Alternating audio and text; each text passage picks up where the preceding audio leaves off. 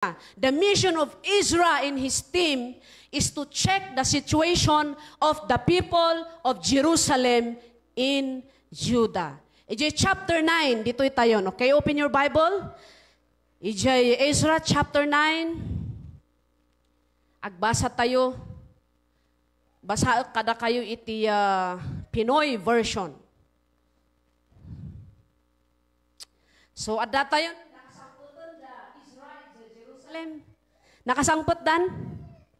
Yes, nakasangpot dan. So, the priests, the Levites prepared an offering. In sagana dadagiti i-offer da iti Dios, a burnt offering na isaganam amin nun. And then, dito'y verse 9. Basa kaniya dito, please follow me. EJ panagbasa yung matayo, please open your Bible. Kunana verse 1, ti chapter 9, ti book of Ezra. After ng lahat ng ito, sinabi sa akin ng mga leader ng Israel na ginaya ng mga Israelites ang pamumuhay ng mga tao sa kalapit nilang mga bansa. Kalapit nilang mga bansa. Pati mga priests at Levites, ginagawa na rin ang masasamang gawain ng mga Canaanites, Hittites, Perizzites, Jebusites, Ammonites, Moabites, Egyptians, at Amorites. Nag-asawa ng mga dayuhang babae, ang mga lalaking Jew, kaya nahaluan ng ibang lahi ang banal na lahi ng Diyos. Nagtaksil sila sa Diyos at mismong mga leaders at officials pa ang pasimuno. So, ag-stop tayo, Izay. What did Ezra discovered? Ije lugar iti Jerusalem. Nga dagitoy da nga tattao in Jerusalem is namarkaan da nga kukuha iti Dios.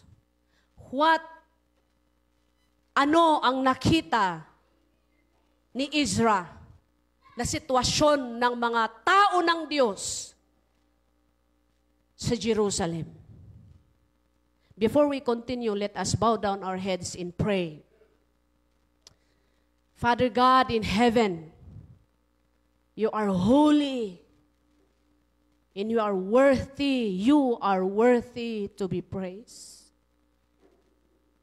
You are the God who called us out of darkness. Kung paano mo tinawag ang mga Israelitas from Egypt. You love them so much. Minahal mo sila, Panginoon, ng lubusan. Pinakita mo yung mga bagay. Nakita nila ang iyong milagro. You gave your words to those people of Israel. You gave the laws that they need to follow through Moses. And here comes they forgot, they abandoned your law. Iti deto yung gundaway po Diyos, this is our prayer. Search us, Lord. Nuan niya, dagiti banbanag nga masapul nga ma-fix dito'y biyag mi. Help us not to despise the church. Help us to become obedient. Lord, I pray, O God, habang apo Diyos nga ma-share dito nga word, nga pasamak dagiti Israelites in the city of Jerusalem, we pray, God, anyaman ti sitwasyon mi apo iti dito nga agdama. You are the God who can bring healing in our soul. Maray dayaw tinagan mo. Bless your words. Give us understanding. Open our ears, our hearts, and bring restoration in every soul. In Jesus' name, amen and amen. Chapter 9, daytoy iti makita tayo nga sitwasyon dagiti tattao iti Dios iti Jerusalem. Number one, nga nakita ni Ezra, he found out that the leaders, priests, Levites, married pagan woman. Dagitoy da nga leaders, dagitoy da nga papadi, dagitoy da nga Levitas, nga tattao, mauawagan nga tattao iti Dios. Naki-intermarry da. Naki-asawa da kadagiti aliens. Sino dagitoy da? Ammonitas, di ba na dyan nabasak tatay? Sino dagitoy da nga klase ti tattao? Canaanites, Hittites, Perizzites, Jebusites, Ammonites, Moabites, Egyptians. Irepresentar na dagitoy da nga tattao that this group of people are not godly people. Haanda nga maka-Diyos.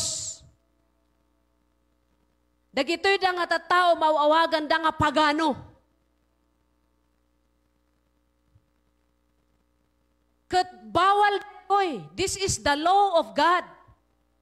Nga masarakan ay Deuteronomy chapter 7 verse 1 and 4. Kahit kung nga basaan tayo dadzay. Deuteronomy chapter 7 verse 1 and 4. Kunana, dadalhin kayo ni Lord na inyong Diyos sa lupaing sasakupin nyo at papalayasin niya ang 7 bansang nandon sa mas marami at mas makapangyarihan sa inyo. Mga Hittites, Girgasites, Amorites, Canaanites, Perizzites, Hivites at Jebusites. Ibibigay sila ni Lord sa inyong Diyos sa inyo. Tatalunin nyo sila, patayin at ubusin nyo silang lahat. Huwag kayong gagawa ng kasunduan o magpapakita ng awa sa kanila. Huwag kayong pumayag na mapangasawa sila ng mga anak niyo. Kasi, dahito iti reason, kung bakit ayaw ni Lord, nga makiasawa, dagitoy nga Israelites people, kadagitoy da nga klase ti tattao, these pagan people. Verse 4, kasi ilalayo nila ang mga anak nyo kay Lord para mag-serve sa ibang Diyos. Pag nangyari yon, sobrang magagalit si Lord sa inyo at wawasakin niya kayo agad. So this is the reason why nga kuna itinasanton nga surat nga dagitoy da nga Israelites saan da kumanga makiasawa kadagitoy da nga klase ti tattao. Apay gamin aya nga adda dagitoy da nga klase ti tattao. Ijay lugar nga yan. It is because they did not follow the order of God. Nya nga amin dagitoy da ket ma-face out da kuma ijay nga lugar. But then adda iti nagbalin nga disobedient isu nga adda dagitoy da nga tattao. Apay nga ta, nya? Dagitoy da nga leaders, priests, Levites, married, dagitoy da nga tattao. Una, it is sao iti apo, it is forbidden. Saan nga mabalin? Apay, because this kind of people, no makiasawa da ditoy da nga pagano, nga awan ti panagbutong da iti Dios, it will affect the next generation. Isu nga, ije lang ba Old Testament? Hindi. Meron ito sa 2 Corinthians chapter 6 verse 4. It encourages us, believers in the Lord, na kayo nga young people, no apay nga ibawal ni Lord nga makiasawa dagito nga tattao ti Israel kadagiti unbelievers, those who do not believe God, because it will contaminate your faith. Maalisan kayo. No, iti pakiasawaan ket haanang ammo nga agserbi kini Apo Dios sooner. Asawam garod. Haan isuna nga makiparticipate iti spiritual activities mo. So you need to see to it. Nya daytoy ket linteg iti Dios even in the New Testament. Iti 2 Corinthians chapter 6 verse 4, kunana ditoy, saan kayo ang makikadwa kadagiti saan anamati. Akas lakot tay kapadayo ida. Kasano? Nga agkadwa tinalintag ken kilo. Kasano? Nga agtipon tilawag ken sipngot.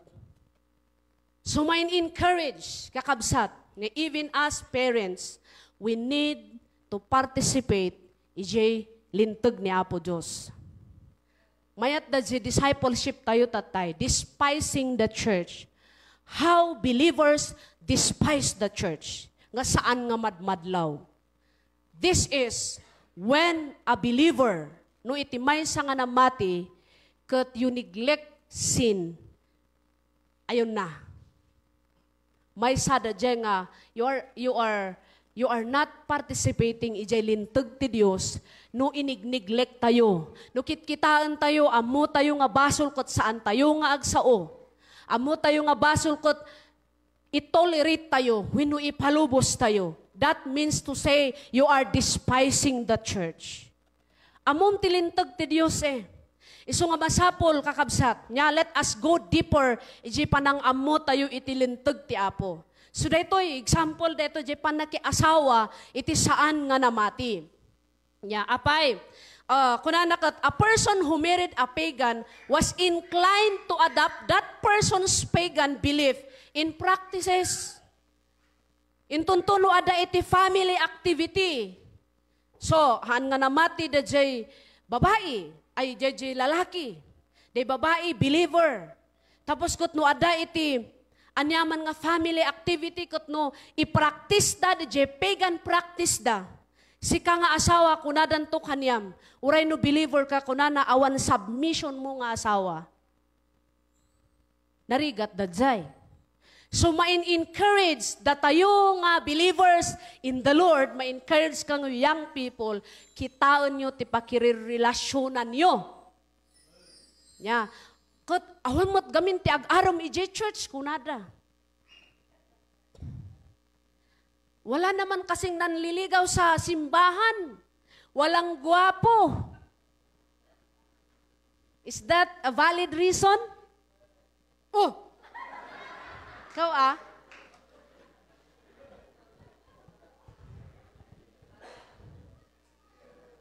Kita niyo da Brother Dennis ko ni Sister Felisa. Sa church sila nagkita. Kat idi umay ag church ni Sister Felisa, hang ako na ni Brother Dennis, bakit? Hang kamanin nga mapandita. Ang kakatiag trabaho, awan ti ito teachers nga may sakaban nga bagas ko na. Hana ko na. It is because agpadpada da. Maraydayaw ti Apo. Da dumamat ko na da. Mayat kot di ano makikadwada iti han nga namati tapno awiso na da jay han nga namati kat mapan jay church. You are more than a God. Kat nailanad ijay sao iti Apo. Nya. Do not intermarry an unbeliever. Well, manalo dagiti namati and then narito'y na-invite da ni Mr. da, naawis da ni bakit da ije church. Praise the Lord. Ngam, they suffered a lot. Nagsangit da, nagkarkararag da, kunan man ang tipilisupo, ustuata, da misyon na. Yeah. Kasano ngay, nuhaan na nga nakayanan de challenge itibiyag na. Isuga po nakakabsat nga, it is better to obey God rather than your principle. Maraydayaw ti Apo. So, daytoy itinadiscover ni Ezra in the city of Jerusalem. What the leaders in the priest is doing. Naigamarda iti basol. Number 2 nga nakita da, these people who intermarry women, pagan, adopted the religious practices.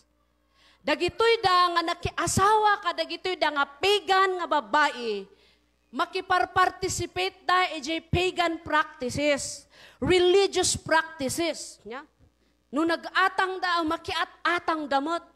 Takunana, if you love me, you obey me. Mahirap yun. Siyempre ay ayatom di asawam, okay, I will obey you. Suga po na, this is the reason. Nya. Kat, anya pa tinakita ni Ezra, they lost track on God's purpose in their lives. Dagitoy da nga tattao iti Dios, they lost their way to God. Napukaw da, na disalign di jay plano ni Lord, ijay biyagda. It is because of this disobedience to the law of God. So kasya'y itinapasamak niya. Iti Judges chapter 3, verse 6, ingana 87. Dahito yung ikat, nagbasol da idi, naaramid da ito'y idi. Idi sabaling nga leaders nang ilid ka, dagito'y da, nga tatao ti Israel. And here comes again, the law of Moses was given to them. But then here comes, idi adada manon di Jerusalem, they repeated the sins. Inulit da manon da ito'y nga basol. So nga, if we see someone who committed sin, agbalin ko mga adal kanya tayo, maredayaw ti Apo. And let us not commit the mistakes of others. Huwag nating ulitin ang kasalanan ng iyong mga magulang. Huwag nating ulitin yung mga mistakes na nakita mo sa iba. There are times niya, ijay biyang mi ijay anak mi as pastors. There are pastors' kids. Nga kunadakat, nakangugda kadagiti testimony. Nga da jay anak ti pastor, nga ikat dinumteng jay moment ijay biyag na he disobeyed his parents. Nagbalbalog nga kasta, nagbisbisyo. And then, buti na lang yung pastor, he continued to pray for his children. Sa awa ng Diyos, nakaligtas yung kanyang anak sa sitwasyon na yun, napalaya siya. And dagiti pastors' kids, ganda da ito yung testimonies. Mabalin nga, some of them, kunadamot ti bagbagida, padasok manmot. How? Kung sinubukan mo yan, tapos yung moment na yan, wala na. Wala ka ng chance. Hindi lang anak ng mga pastor, lahat tayo. When we saw the mistakes of others, let us learn from them. And do not repeat. Baka ko na, padasok mamat. Ito yung problema sa mga young people nowadays. Nayanakda nga mayat ti panaka-raise up da. Nayanakda na pintas ti upbringing da. Their parents did their best to counsel their children. They have devotion every day, every morning. May mentoring pa sa loob ng tahanan. But nung sila'y lumaki na, ano na ang nangyari? Hindi lang anak ng mga pastor, even young people, even we are not exempted. That's why, maibagbaga kakabsat nga this is an awareness sa lahat ng mananampalataya. That we need to see to it. Nung nakita tayo nga nagkamalian na jipada tayo nga tao, do not do it again. Nakaadal tayo na, ay ayak, madik kayat nga kasjeti mangyari. Apay sino iti, Genesis chapter 2, God's plan for humankind is to know the good things only. Diyay naimbag nga banag, ti pagayatan ni Apo Diyos nga amuan laang dagiti tattao na. Because they are created good. Agpaiso? The plan of God is for the people to know what is good. Because when we know good, apay lang agtarigagay ka ijibad. Diba? So in our Christian life, dahito'y nga makita tayo ti sitwasyon, dagito'y da nga tattao in Jerusalem and Judah. They disobeyed. Kunan ni Lord, ay inulit damanan. They repeated. Judges chapter 3 verse 6 to 7. Inulit damanan da dyan nagbasulan da idi. Inulit da iji time ni Ezra.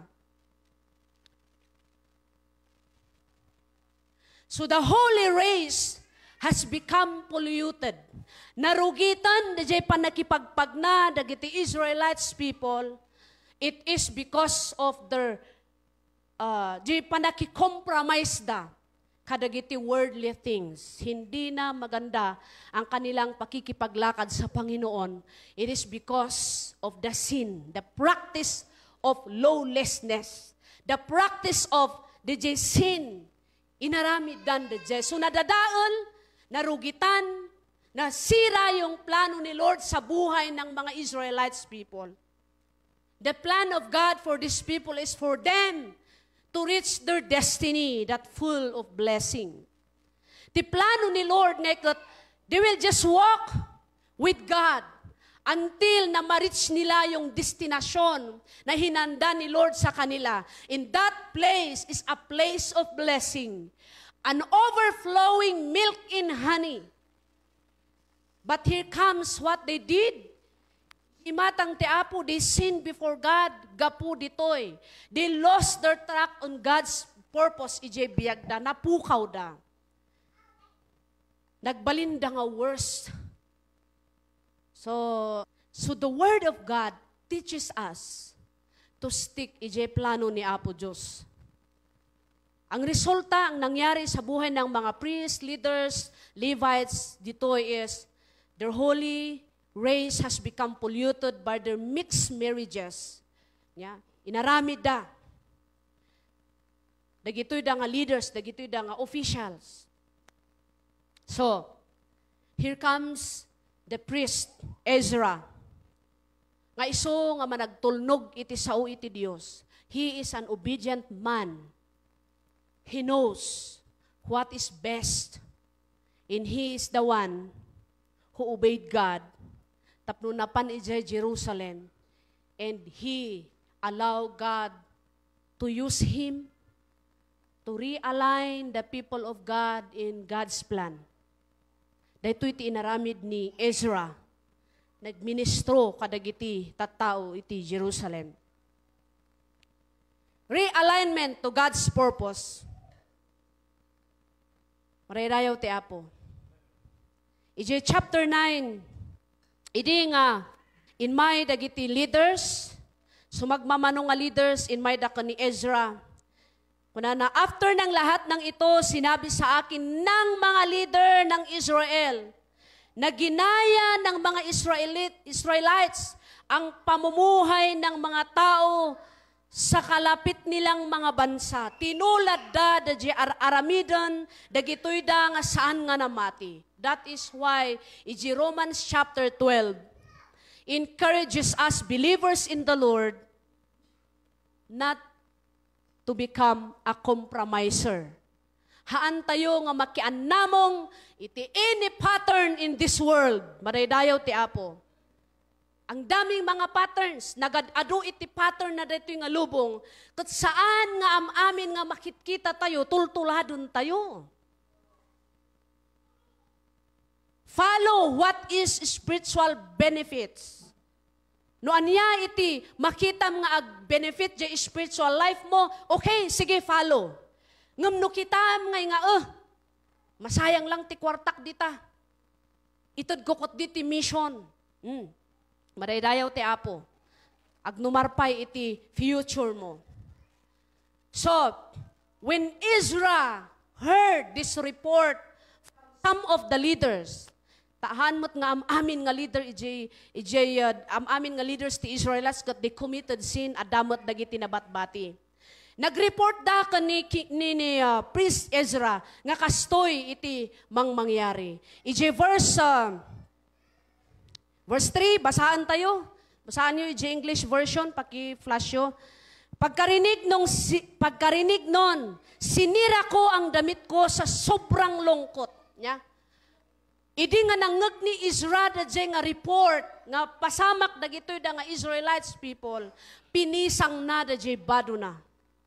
That represents no kastalaunay ti panagladingit ni Ezra, ijay nga nangyari kadagiti tattao iti Dios. Nakita ni Ezra that this sin is very serious. Sometimes, tayo nga believer, haan tayo nga ma-identify nga seryoson da jay basol nga aramidon tayo. Dakkel kan basit is still basol. Ay agpaysudad jay kakabsat. Na? Ezra found out that this sin is very serious matter. Seryoso da ito because inapiktara na dagiti amin. This sin affected the future generation. Isungay nga ni Ezra nga ikat ayo grabe ti inaramid na. Inabandon da jay lintag ti Dios. Kat daytoy it will lead a total separation of man to God. Daytoy nga seryoso nga basol. Kat iturong na iti panakadadaal dagiti sumarsaruno nga henerasyon. Because of Ezra, who are passionate for God's people, ti inaramid na nirayab na kunana. Nubasaan niyo detoy. Kunana, nandun lang ako at nagluluksa hanggang nung mag-aalay na ng panggabing sacrifice. Pumalibot sa akin ang lahat ng taong natakot kasi alam nila yung sinabi ng Diyos ng Israel tungkol sa kasalanan ng mga bumalik galing sa pagkabihag. Iti time nga naamuan ni Ezra da jay napasamak, pinisang na da jay bado na. And then nagsangit ti kastalaonay iti sangwanan iti Dios. Wow, what a kind of leader. Nga tatawan ti masarakan nga leader, hangko amon no adapay. No makangeg ka iti basol kot agdalupisak ka, agrokbab ka, agsangit ka iti imatang ni Apo Dios, asking forgiveness from the Lord. No sika nga mismo tinangkumit iti basol kini Apo Dios or some members of your family committed sin before God, what is our attitude towards God? Ni Ezra han na nga kapamilya, han na nga han nakabsat dagi jeda nga tattao. Kabsat na iti Apo. But daytoy nga King Ezra, nagsangit iti kastalaunay panagladingit na iti imatang ti Apo gapu iti daytoy nga inaramid dagiti tattao. Di abandon. They sin before the Lord. I-identify ni priest Ezra. In-identify na no anya dagitoy da nga basol. So nakita nati kasasaad dagiti tattao. He identified no anya dagiti banbanag. Here comes he identified the prophet. Ije verse 1. Din niya ti inaramid na he mourned and humbled himself before God. Nagladingit. Niya ti inaramid na, niya ti aksyon na. He admitted na kinayon ni Ezra kadagiti basol dagiti danga leaders kunana, God, forgive us. We committed sin before you. Dumawdaw atak iti pamakawan. Nagsangit ni Ezra iti sangwanan iti Apo. Inadmit na nga isukot daytoy nga klase ti basol nangat ngato paingom ti ulumi. When we commit sin before God, we need to come and humble ourselves before God. Kung tayo Apo dalusan nak, bigbigan tayo nga nagkurang tayo ti imatang ti Apo. Maredayaw ti Dios. Verse 6, he acknowledged nga di klase iti basol nga nainayunan dagiti tattao iti Dios is higher than their heads. Nagngato, nagdakkel di basol nga inaramid dagito da nga tattao. He prayed earnestly before God. And then yapay, he desired that these people will come and surrender their lives to God. Ni Ezra in desire na nga dagitoy da nga tattao kuma umayda ket agrukbabda iti sangwanan iti Dios ket agkararagda ket agsublida iti Dios. This is the mission of Ezra, to bring back the people who were disaligned, na i-disalign na iti purpose ni Apo gapu iti basol. And when priest Ezra nya in may iti sangwanan ni Apo Dios, he prayed for the people nga maadanda kuma iti desire to come to God. Maadanda kuma iti desire to draw closer to God. When we draw closer to God, God will draw closer to us. Umasidag iti Apo kada tayo, no umasidag tayo kinkwana. He desired that the people will also have that desire. Dito iti puso, dagiti agkarkararag. When we pray, hanlang nga bagbagi tayo, ti ikarkararag tayo. But we prayed for others. Nga, saan ko mga kastoy nga kang kanayon? Kat umay kuma iti tunggal maysa, dadya tarigagay nga sumaysayaat kat sumaysayaat, the relationship tayo ko ni Lord. Di ko naktatay, the problem sa loob ng church nowadays is spiritual health. Yung spiritual health, kumusta ang spiritual health natin? In what is, anya iti pang-agas tayo ijay, let us go back to the Word of God. Agsubli tayo, ijay sao iti Apo. Colossians chapter 3, verse 2 and 4, kurana, set your minds on things above.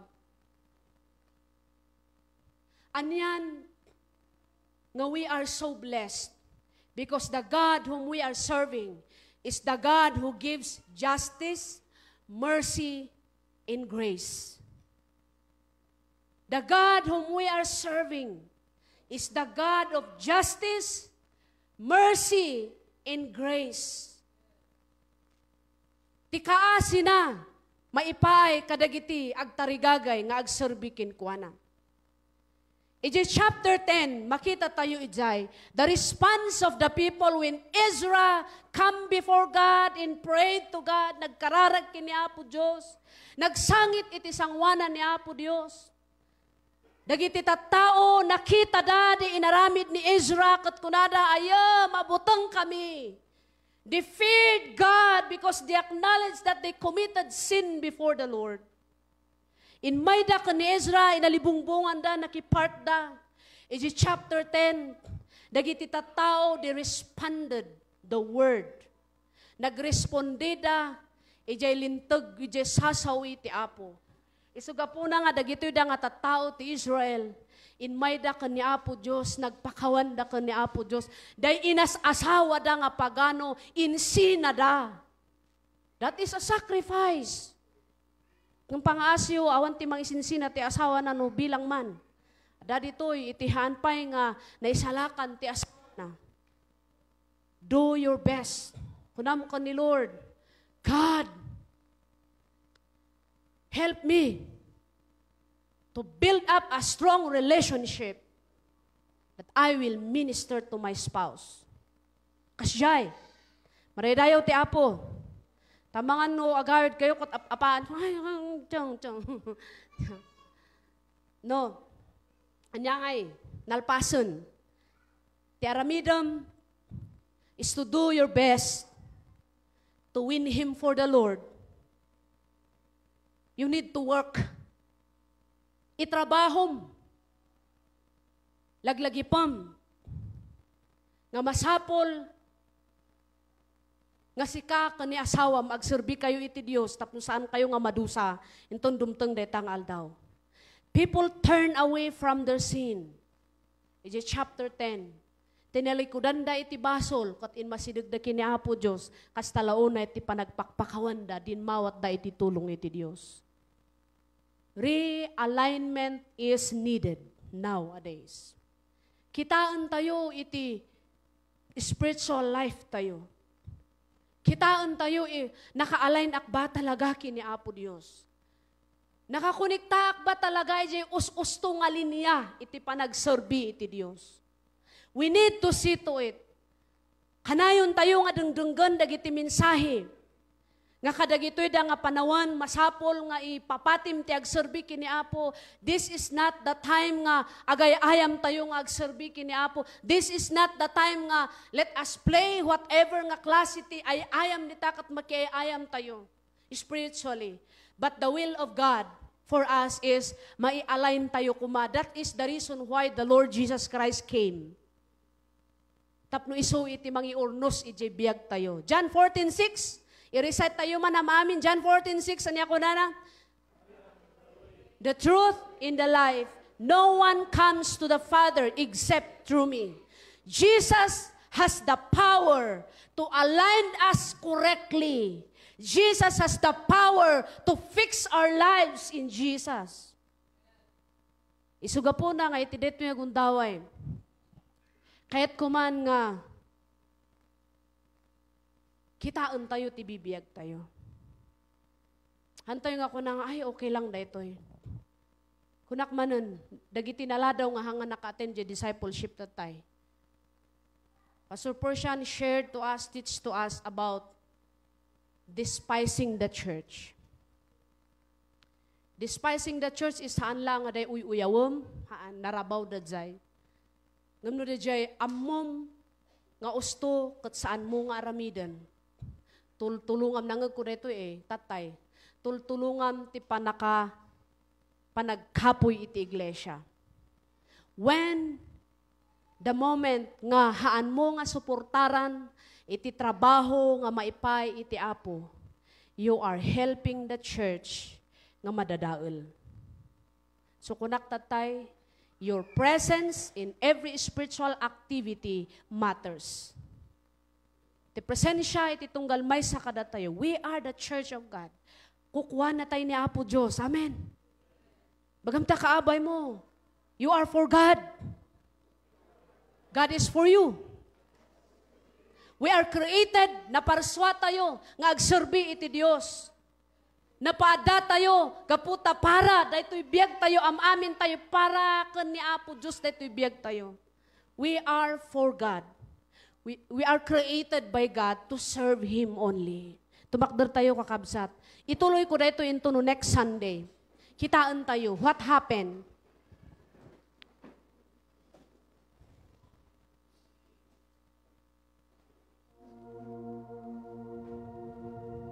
The devil's plan is to see his church suffer. The devil's plan is to see the believers in the Lord na hindi na sila nag-i-enjoy sa kanilang pananampalataya.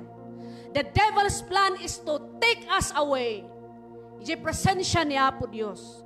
And the devil's plan is to steal our joy in serving God.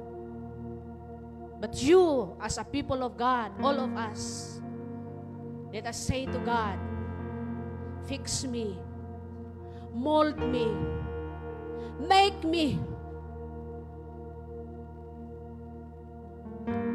Tulungan na Apo. I will set my eyes on you, Lord. I fix my eyes on you, Lord. Hallelujah. Hallelujah. Blessed be your name. Thank you, Jesus. Nuada dito'y kakabsat. Someone hamo-amuno niya ti ikastamtap ti kastakot. Feel the joy in serving God. Ma-overwhelm ka kadagiti sitwasyon iti panagbiag mo. Mabalin nga feeling mo, apay dito'y naawan day joy ko iti panagserbi ka ni Lord. Nahihirapan akong makiparticipate sa gawain para sa Panginoon. And if you need a prayer, or no ada dito'y kakasasapulam iti panakaikararag iti padam nga namati. This time, the altar is open for you. Ang asyak ti mangted iti sungbat. But we as the body of Christ, let us pray together. Let us ask God. If any, no adda dito'y kakabsat is, na feel mo, you committed sin before God, kat feeling mo, hangkang may karikin kwa na. When you confess your sin before He will forgive you. Any one of you who needs a prayer, please just come in front. Lift up your hands kini Apo and ask the Lord to touch you. Hallelujah. Thank you, Jesus. Come on, kakabsat. Ang kakagbayin. You need a prayer. You need someone to pray for you. The church is for everybody. We all need spiritual strength. Kasapulan tayo ang amin ti panakapapigsa. Hallelujah. Thank you, Jesus. Thank you, Lord God. Thank you, Jesus. As we bow down our heads, church, nagiti na mga kailangan ti prayer, just come forward. Dumakdakat kayo ito'y tanalawa pa mo. While tunggal may sa kada tayukot nakadumog, let us ask the Lord, Lord, search me. Search me. Unya dagiti na i-commit ko nga basol iti matang mo, Lord, cleanse me. 1 John chapter 1 verse 8 and 9 kunana. If you confess your sins with your mouth, He is faithful to forgive you. Matalok ti Apo nga mangdaluskin ka. Hallelujah. Hallelujah. Thank you, Lord. As the worship team will lead us a song. Okay, kakabsat, irugi tayo ti agkararag kini Apo. Begin to pray. Begin to ask the Lord, Lord, here am I, fix me. Lord, align me into your purpose. Hallelujah. Come on, kakabsat, open your mouth, pray. Thank you, Jesus. Change my heart, oh God. Make it ever true. Come on, people of God. Change my heart. Yes. Lift up your hands to God. Hallelujah.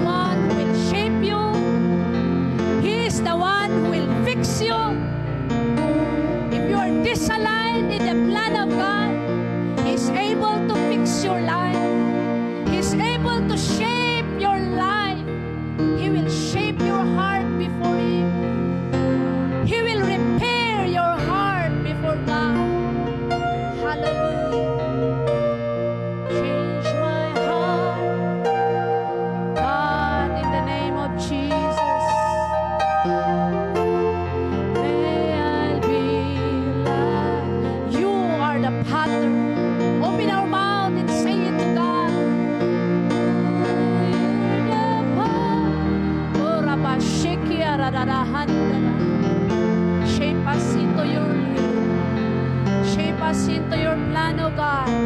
Hallelujah. Hallelujah. Mold me and make. Yes, oh God. Kaya ni Lord na i-mold sika. As you pray, as you desire, the Lord will mold you. Change my heart. Hallelujah.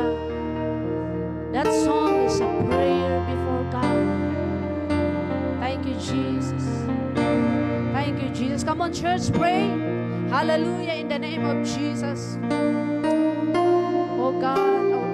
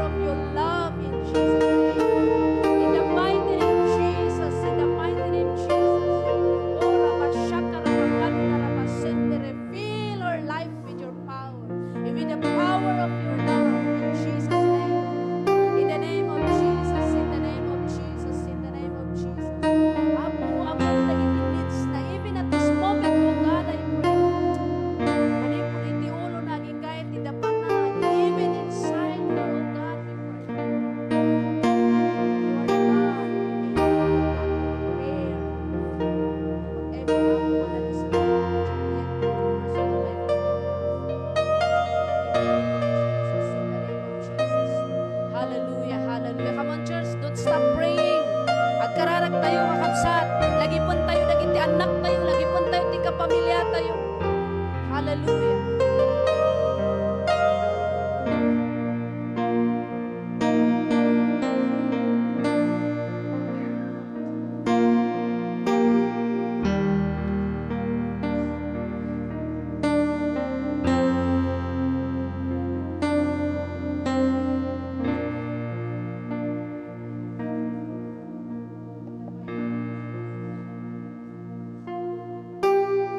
Hallelujah, hallelujah, hallelujah. Oh, rababa shaking.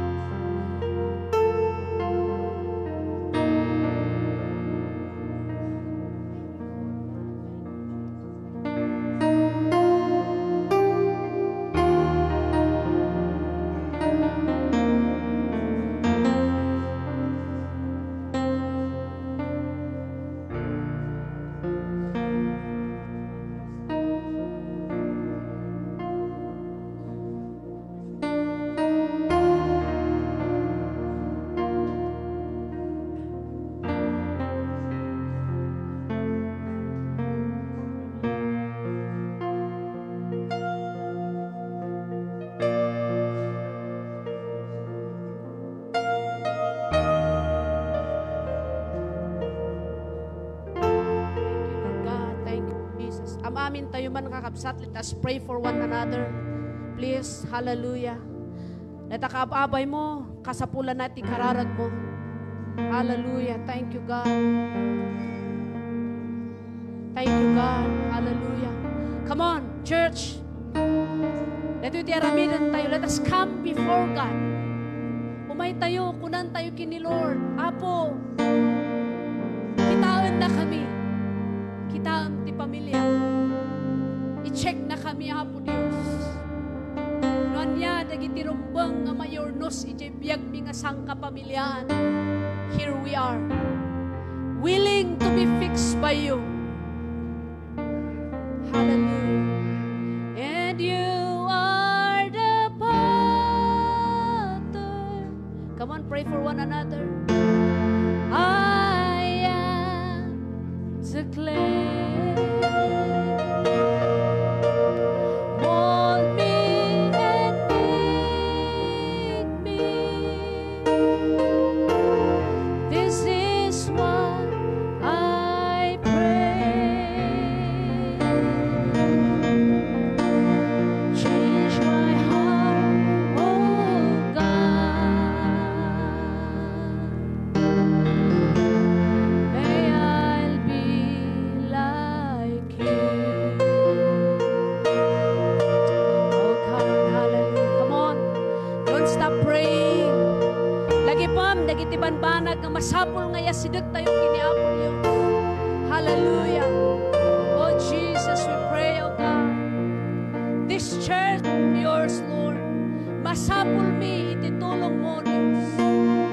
Kanya, dagiti makita nga pagkurkurangan mi, iti imatang mo, Apo. Mabalin nga saan na dagiti kasi naramin dagiti Israelites people that they compromise iti lubong. But God in heaven, awan ti mailimod mikin ka. It is our desire right now, Lord God, nga agasan na kami. Fix us, Lord. Isya umiso, Apo, nga dapat nga ayan mi. Paday dayaw ka nga, Diyos.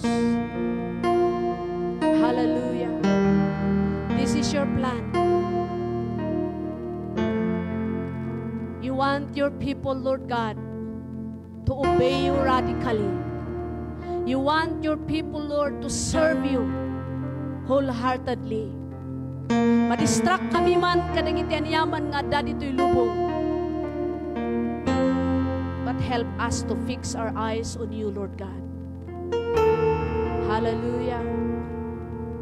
Thank you, Jesus. Thank you, Lord. Hallelujah. Thank you, Jesus. until we fix our eyes on Jesus. He will use our lives to realign the lives of others unto Jesus. Hallelujah. Go with me with this prayer that we nga mensahe ti kanta ko na. I set my mind on you, Lord. I choose you every time. Focus my eyes on you, Lord. I dedicate my life. Here I am, use me. Here I am, use me. Come into my life. I want to be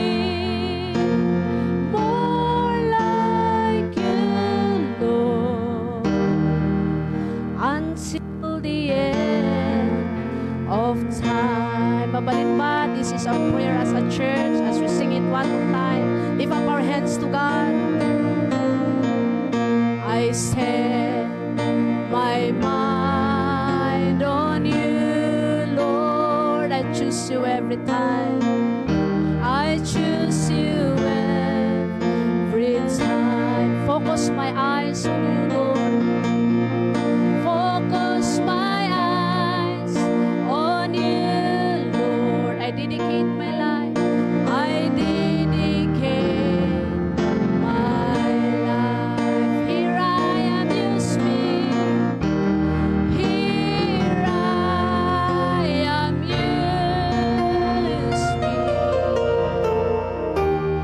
Come into my life. I want to be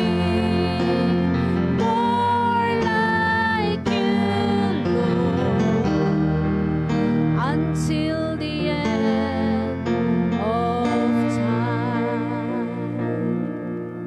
Aginagam tayo ti ima kakapsat. Aginagam tayo ti ima. Makuna tayo, Lord, until the end of time. We will serve you until the end of time. Until nga mauyos tayo ito, ibiyag tayo dito rabaw tinaga.